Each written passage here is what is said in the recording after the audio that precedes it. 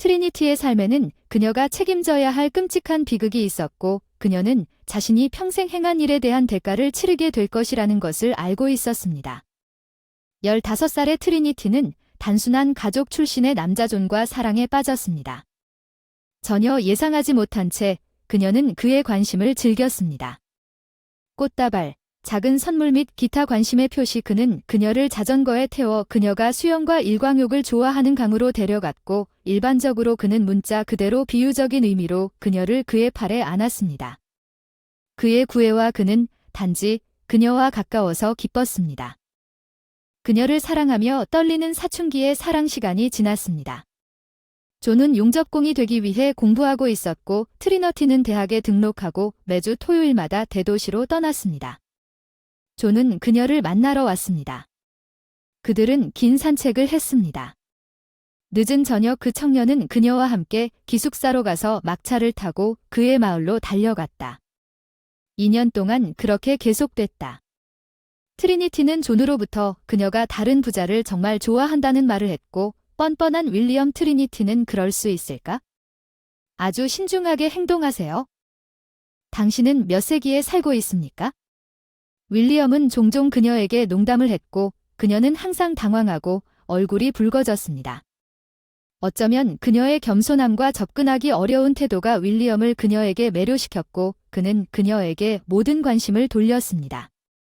트리니티는 오랫동안 그의 접근을 거부했습니다.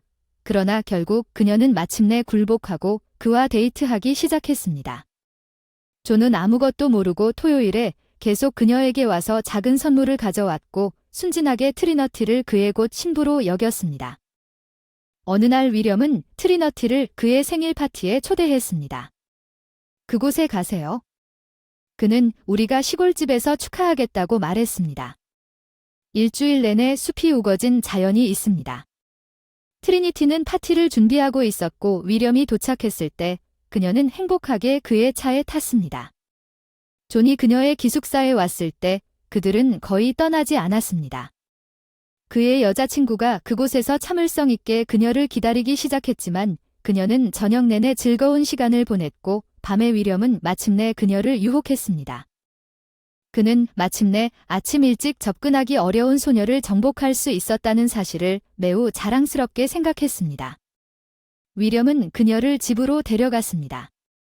입구 근처 벤치에서 그녀는 자신이 가장 좋아하는 데이지 꽃다발과 밝은 향기로운 딸기가 담긴 작은 고리버들 바구니를 발견했습니다. 갑자기 실망감이 밀려왔습니다. 트리니티 그녀는 어제가 토요일이라는 사실을 완전히 잊어버렸고 윌리엄 존과 즐거운 시간을 보내는 동안 여기에 앉아 있었습니다. 그녀를 혼자 기다리던 소녀는 후회하며 울었지만 그래도 그녀는 윌리엄을 계속 만나는 것을 막지 못했습니다. 곧 그녀는 자신이 임신했다는 사실을 공포에 떨며 깨달았습니다. 윌리엄은 결혼이 자신의 계획에 없다는 사실에 어리둥절해했지만 동시에 그는 자신의 아버지가 그 사람 평판을 망칠 만큼 높은 지위에 있으니 트리니티 걱정하지 마세요. 우리 결혼할 테니 제가 당신과 우리 아기를 돌볼 테니 토요일에 누가 당신을 만나러 오는지 말해주세요. 그 사람은 존이에요. 우리가 함께 자란 친구예요. 그럼 우리 결혼식에 친구를 초대하는 걸 잊지 마세요. 하지만 트리니티는 존이 3주 동안 그녀를 만나러 오지 않았다는 사실을 존에게 말하기가 두려웠어요. 그녀는 존이 기분이 상했거나 다른 사람을 만났을 수도 있다고 생각해서 그녀를 그렇게 만들었을 수도 있다고 생각했습니다. 하지만 며칠 후 그녀가 입구 밖에 서서 윌리엄 존이 그녀에게 다가올 때까지 기다리며 안녕하세요. 그가 조용히 말했습니다. 트리너티가 존을 돌아보았어요. 당신이 기대한 건 아니었어요. 존은 씁쓸하게 웃었습니다. 당신이 많이 변했다는 걸 알아요. 당신 나는 낯선 사람처럼 달라졌습니다. 그녀는 그의 흐릿한 눈을 쳐다보더니 그의 손을 잡았습니다. 존 윌리엄스가 갑자기 나타나서 트리니티가 문장을 끝내지 못했다고 말해야 합니다. 그는 그의 신부를 힘차게 껴안고 경멸적인 눈빛으로 존을 결혼식에 불렀습니다. 정말 축하해요. 제가 곧 아버지가 되니까 와주실래요? 존은 매우 창백해진 얼굴로 고개를 끄덕였습니다. 그는 들은 것이 부끄러운 듯 트리니티를 쳐다보지 않았고 그녀는 윌리엄스 카발리에의 무례함에 얼굴을 붉혔습니다. 트리니티는 일주일 후에 윌리엄의 아내가 되었습니다. 결혼식이 한창 진행 중일 때 신부는 기뻐하는 하객들 사이에서 진지한 얼굴을 발견하고 존이 왔는데 왜 그녀는 괴로운 표정으로 그를 바라보았는지 그 사이에 그는 음악가들에게 가서 잠깐 무언가에 대해 이야기하고 갑자기 마이크를 들고 모든 사람들에게 인사했습니다.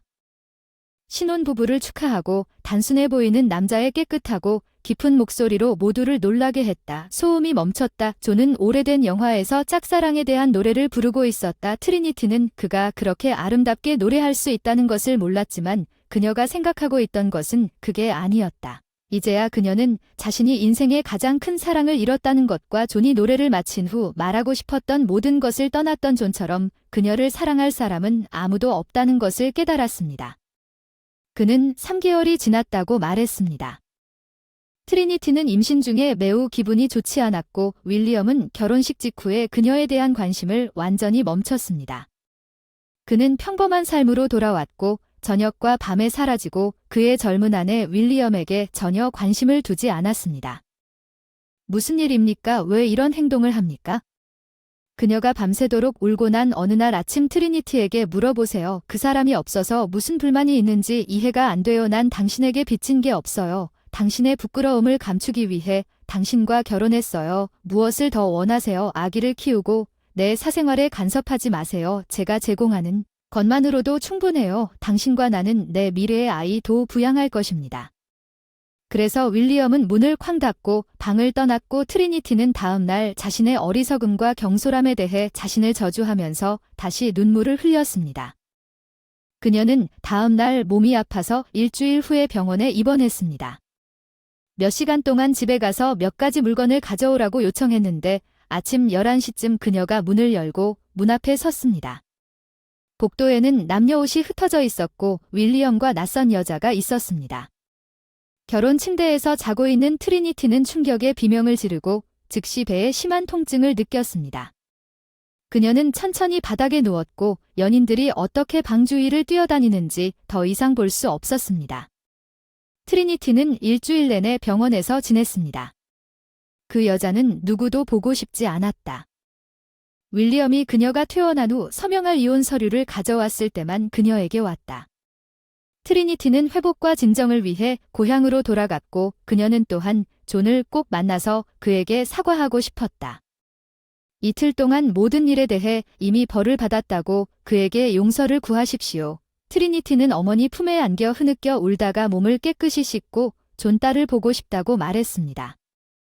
가지 마세요. 어머니에게 눈을 돌리고 떠나라고 간청했습니다.